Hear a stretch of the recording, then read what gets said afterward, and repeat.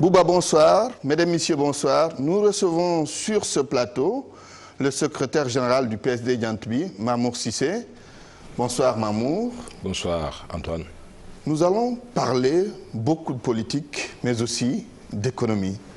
Alors, récemment, répondant à la question d'une consoeur, le président Macky Sall, qui parle du statut du chef de l'opposition, accuse l'opposition d'être justement le facteur bloquant.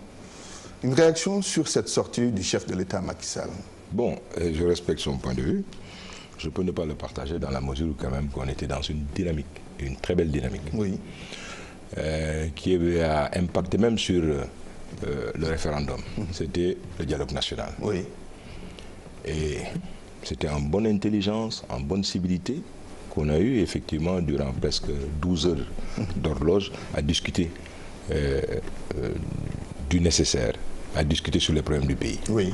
Ce dialogue-là devait nous amener aujourd'hui à un consensus. Et pour le cas consensus autour de cette question précise. Au cours de cette question. Parce que depuis lors, on n'a pas reparlé, depuis qu'on a voté le 20 mars dernier. Depuis ce référendum, il n'y a pas eu de feedback. Il n'y a pas eu de retour sur vraiment cette nécessité ou ce besoin du président de la République de prendre à bras le corps le problème du statut de l'opposition. Maintenant que ça bloque à cause d'une opposition, je me demande c'est laquelle opposition. Vous n'êtes pas d'accord avec lui absolument, alors, sur ce plan? Historiquement, oui, comme électoralement, il y a aujourd'hui que ce statut doit être conféré au PDS. Au PDS, oui. Et justement... Au premier tour, oui, c'est le candidat Wade qui avait gagné, qui avait battu tout le monde. C'est au deuxième tour que le président Macky Sall a eu 65%. Donc, ne serait-ce que pour cela. C'est Abdoulaye Wade. Et ensuite, ils sont allés à l'Assemblée nationale, en dehors de la majorité présidentielle. La force aujourd'hui la plus dynamique au niveau de l'Assemblée nationale, c'est le PDS. Oui, mais tout cela est antérieur au référendum du 20 mars. Maintenant, est-ce qu'il faut carrément définir le critère selon la plus grande représentativité du parti à l'Assemblée nationale, ou bien selon que le candidat est deuxième après le candidat élu? Moi, je pense que si on a la possibilité de prioriser les deux, c'est tant mieux. Dans le cas échéant, je pense que la structure la plus représentative aujourd'hui, c'est l'Assemblée nationale. La deuxième force de l'Assemblée nationale doit, en principe, avoir le statut de l'opposition. Mais en tout cas, si on se réfère par rapport à ce qui existe, parce qu'il y a une continuité de l'État, ça veut dire que c'est le PDS aujourd'hui qui doit l'avoir. Maintenant, on est à 7 mois ou 8 mois des élections législatives. Qui sera et qui aura ce statut-là, il nous appartiendra aussi de discuter pour voir honnêtement et concrètement. Mais discuter dans le cadre du dialogue politique. Dans le cadre du dialogue politique. Et le dialogue politique en tant que tel, on ne le sent plus. Il est au point mort, d'après vous? En tout cas, je vois que les forces sont braquées, ou du moins certaines forces sont aujourd'hui dans une logique de confrontation, ce que je ne peux pas comprendre. Au sortir de cela, il y a une responsabilité aujourd'hui de l'État du Sénégal et au premier chef du président de la République, qui est quand même le garant de la Constitution et qui est le président de la République. Donc, notre Ndiakhanaï, faire appel aux Sénégalais, à l'opposition, à toutes les forces vives du pays, pour quand même qu'on puisse s'accorder sur l'essentiel. Et je pense que c'est important parce que, qu'on le veuille ou non, il y a aujourd'hui des urgences. Le code électoral, oui. Les cartes sur lequel il n'y a pas d'entente. Il n'y a pas d'entente. Surtout sur le fichier électoral. Sur le fichier électoral, oui. C'est des problèmes. Est-ce qu'on n'est pas en train justement de fausser, ou en tout cas d'échouer en ce qui concerne le dialogue national, volet politique tout court? Bon, je pense que quand même, ce qui est en train de se dérouler n'est pas une très bonne chose. Ensuite, je pense que l'opposition aussi gagnerait à accepter, à civiliser le dialogue politique, dans une certaine mesure. Quand on vous trace un itinéraire pour faire votre marche, je l'ai dit hier ou avant-hier dans une émission, quel est l'impact d'une marche? C'est de faire passer un message. Si ce message n'est pas audible, si vous ne pouvez pas rendre ce message-là crédible, il y a un problème. Gandhi a renoncé à la violence pour faire passer son message. Donc c'est important. Aujourd'hui, le boulevard du Général de Gaulle est consacré. Il est sacralisé parce que ce qui nous est de plus cher en tant que Sénégalais se passe tous les 4 avril là-bas. La fête de l'indépendance est célébrée sur la place du Général de Gaulle. On a la possibilité aujourd'hui de faire des marches entre la place de l'Obélisque et la RTS. Oui. Maintenant, quand ils nous disent, oui, il faut amender l'arrêt Ousmane Ngom, je dis, nul ne peut se prévaloir de ses propres turpitudes. On a été défait hier, aujourd'hui ils sont au pouvoir. Oui. Tant que ça les arrange, ils vont continuer à nous dire que c'est des problèmes qui sont là. Oui. On ne peut pas, il faut nous sécuriser certaines institutions. Il y a aussi que le terrorisme aidant, nous pouvons le comprendre. Oui. Mais allons à l'essentiel et faisons confiance aux Sénégalais. Oui, vous n'êtes pas de Manko Wattu Sénégal. Ça veut dire quelque part vous avez une appréhension par rapport à l'opposition de façon globale. Oui, parce que, je suis désolé, Macky Sall est président de la République du Sénégal. Dieu l'a voulu, les Sénégalais l'ont voulu. On le lui concède. Mais ça ne nous empêche pas d'avoir les mêmes ambitions que le président de la République. En tout cas, moi, j'en ai et je veux le remplacer à la tête du pays. Ambition normale et noble. Hein, tout à fait. Pour tout parti mais dans politique. les règles de l'art et dans la dignité. Parce que ce pays nous appartient. On n'a pas le droit de le brûler. Quand on me dit, moi, qu'il y a aujourd'hui des dérives fascisantes dans ce pays, c'est un pays totalitaire, j'en doute. Moi, je suis dans une démocratie et je me réalise dans cette démocratie. Je parle quand je veux, comme je veux, mais dans les règles républicaines. On ne me prive d'absolument rien. Donc, même, essayons, gardons-nous des écarts de langage et armons-nous. Faisons comme le président Macky Sall. Allons à l'intérieur du pays. À la rencontre des populations. À la rencontre des populations. Oui. Leur offrir un cadre politique, une alternative crédible, économique, une offre économique. Oui, votre façon de parler, est-ce que cela signifie que vous n'êtes pas sur la même longueur d'onde que Abdoulaye Wade qui invite l'opposition à la résistance? Bon, moi je pense que là-dessus, je pense que les gens du PDS, comme du reste, l'encadrement du PDS, gagneraient quand même à épargner le président Abdoulaye Wade de certains combats. Ce ne sont plus ces combats. L'enfermement de Karim Wade a été quelque chose de traumatisant, de difficile. Le président l'a transcendé, Karim est sorti. Je pense qu'aujourd'hui, il mérite de se reposer. Oui, mais à charge maintenant qu'il le veuille. À charge lui-même maintenant. aussi s'invite dans le débat politique. Mais c'est un minimum politique, et je pense que ce sont quand même oui. les membres du PDS, les cadres du PDS qui doivent aujourd'hui aider le président de la République effectivement. Est-ce qu'il veut être aidé dans ce sens? Pourquoi pas? Parce que depuis fort longtemps, on ne l'a pas entendu. Je pense, en toute bonne foi, qu'on n'est pas dans une dérive fascisante ou monarchique. Qu'il l'ait dit, je pense que c'est un écart. Un écart de langage. C'est un écart de langage. Oui. Il ne le pense pas en toute bonne foi parce qu'il sait qu'il n'est pas dans une dictature. Très bien. Alors, la diplomatie sénégalaise, notre pays est à la tête du Conseil de sécurité de l'ONU depuis le 1er novembre. Beaucoup de questions l'attendent sans doute. Il y a la Syrie, il y a la Libye, il y a la Somalie, la région du Grand Lac, Burundi, tout ça. Est-ce que vous pensez que notre diplomatie sera à la hauteur de tous ces défis? Je le souhaite. Maintenant, est-ce que dans la réalité, on aura cette capacité de pouvoir faire face à tout cela?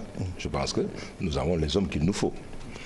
L'école sénégalaise a eu effectivement à engendrer des intellectuels de bon niveau, oui. Au niveau de la diplomatie, qui pourront, je pense, de concert et en compagnie de Mankeur Ndiaye, oui. faire le travail qu'il faut. L'actuel ministre des Affaires étrangères. Parce que c'est présidé.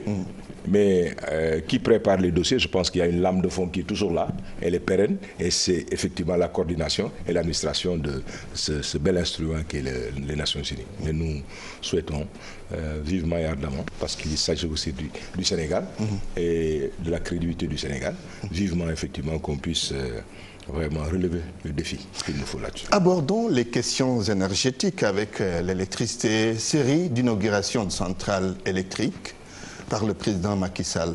La politique du gouvernement sur ce plan, vous la jugez comment? Bonne? Oui, acceptable? Heureusement qu'aujourd'hui, ils se rendent compte que s'il y a une continuité de tout cela, bonne. En tout cas, les actes qui sont posés vont dans le sens effectivement de l'amélioration des conditions de vie des populations, d'une part, et particulièrement des entreprises. Là-dessus, j'insiste, parce que il y a une pérennité de nos entreprises tant qu'effectivement nous achetons le courant de bonne qualité et à des coûts intéressants pour nous permettre d'être compétitifs au niveau de la sous-région. Voyez-vous, un pays comme la Côte d'Ivoire achète le kilowattheure à moins de 16 francs. le plus excessif aujourd'hui de notre sous-région, enfin, comparaison n'est pas raison, mais en parlant par exemple du Mali, ils sont à 22. Nous achetons le kilowattheure à presque 100, à plus de 100 francs. Donc, pour être compétitif... Difficile à supporter parce que vous, quelque part, vous êtes entrepreneur. Difficile à supporter. J'imagine un peu donc, votre... tout ce qu'ils peuvent poser comme acte allant dans le sens de l'amélioration de la qualité, mais aussi à moindre coût, est une excellente chose. Mais cet impact-là, on va l'apprécier à court et moyen terme, mais surtout à moyen et long terme. Parce qu'aujourd'hui, le baril est à moins de 40 $. On peut se permettre peut-être certaines choses. C'est la raison pour laquelle je salue ce qui a été fait sur Saint-Louis. Parce que sur Saint-Louis... À Bokoul. Ah oui, à Bokoul. Et aujourd'hui, à Malikounda. Oui, il n'y aura pas d'impact aujourd'hui sur le cours du baril. Notre facture énergétique. Sur notre facture énergétique, c'est une excellente chose. Je pense que moi, je verrais bien voir le gouvernement du Sénégal prospérer et aller dans ce sens-là. En tout cas, sur l'énergie, il y a aujourd'hui des acquis et des réalisations qui se font. Mais j'aurais souhaité aussi de l'autre côté que la Sénélec puisse respecter cet agent économique qui est important, qui se trouve être l'entreprise. C'est des gens qui coupent à tour de bras, sans état d'âme, mais qui délestent aussi, sans prévenir, de grosses entreprises. Quand même, il y a des efforts sur ce plan, Mamour Cissé. Il y a des problèmes. Donc, de 900 heures en 2012, on est aujourd'hui à 60 heures. Sur les délestages, de la mais ça existe. Oui. Les délestages sont toujours là. Ils ont fait des pas, mais je demande à ce qu'on civilise davantage nos relations avec la Sénélec. Très bien. Mais ce qu'ils sont en train de poser comme acte de ce point de vue-là, et sur le programme d'urgence, sont d'excellentes réalisations. Mais à côté de cela, il y a aujourd'hui que l'oisiveté de cette jeunesse-là pose problème. Tout à fait. La criminalité pose problème. Il y a, de mon point de vue, une nécessité de mettre l'accent sur vraiment un recrutement massif des forces de défense et de sécurité.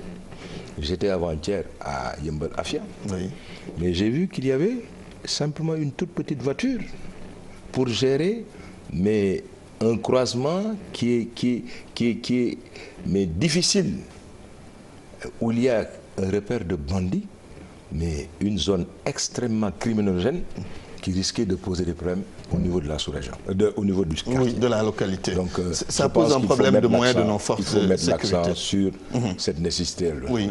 Et ensuite, demander à l'État du Sénégal, comme on l'a toujours demandé, comme on l'a toujours dit, il ne leur incombe pas aujourd'hui de créer des emplois, mais de créer les conditions pour que l'entreprise soit au cœur de l'activité économique et que l'entreprise puisse créer des emplois. Très bien. Pour terminer, le débat sur les contrats pétroliers et gaziers. En tout cas, ces derniers temps, ce débat avait vicié le paysage politique. Il s'est estompé. Vous comprenez que, du coup, ce débat soit estompé comme ça? Bon, ça, il faut le demander à ceux qui l'avaient soulevé. Moi, je pense qu'il ne fallait pas, il fallait pas quand même faire croire aux Sénégalais qu'il y avait une super urgence à très court terme pour avoir effectivement ce pétrole. Qu'ils aient posé le débat, c'est une excellente chose. Qu'on puisse prendre aujourd'hui des dispositions pour que le patrimoine de l'État, le patrimoine des Sénégalais ne soit pas aliéné est une excellente chose. Mais je pense qu'il y a des préalables aujourd'hui. Il faut songer à des écoles ou à des instituts de formation au métier du pétrole et du gaz, oui. Mais sinon, on risque d'être recolonisé et de la façon la plus pernicieuse. Il est grand temps dans nos économies qu'on puisse mettre l'accent sur les préalables avant de nous ouvrir vers l'extérieur. Quand vous ne détenez pas votre monnaie, quand vous n'influez pas sur votre système bancaire, quand vous n'avez pas aujourd'hui une prégnance sur vos circuits de distribution, il est illusoire de penser à des taux de croissance à plus forte raison à de l'émergence. Heureusement, fort heureusement, qu'il y a quand même que des actes sont posés. On souhaite qu'il y ait sur l'essentiel des discussions, un dialogue. Nous sommes tous des patriotes. Très bien. Mamour Cissé, merci. Nous sommes au terme de cet entretien. Merci. Je rappelle que vous êtes le secrétaire général du PSD Diantpi. Merci d'avoir accepté cette invitation. C'est fini, Bouba, pour ce soir. Vous avez rendez-vous demain avec Mamoudou Ibra Kane. Excellente soirée chez vous. Merci Antoine Diouf et à son invité le secrétaire général du PSD Diantumbi Mamour Cissé.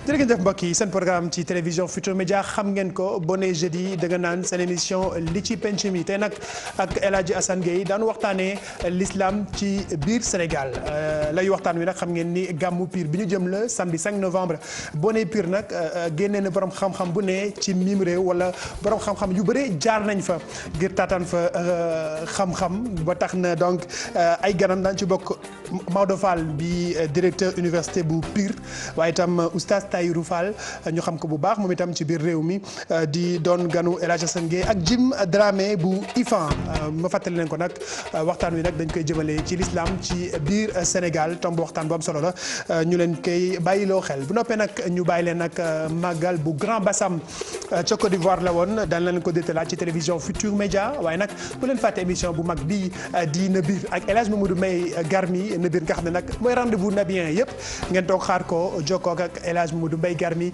ci télévision Futurs Médias waaye léegi-léegi ñu bàyyi leen ak seen loterie cash chrono jërë ngeen jëf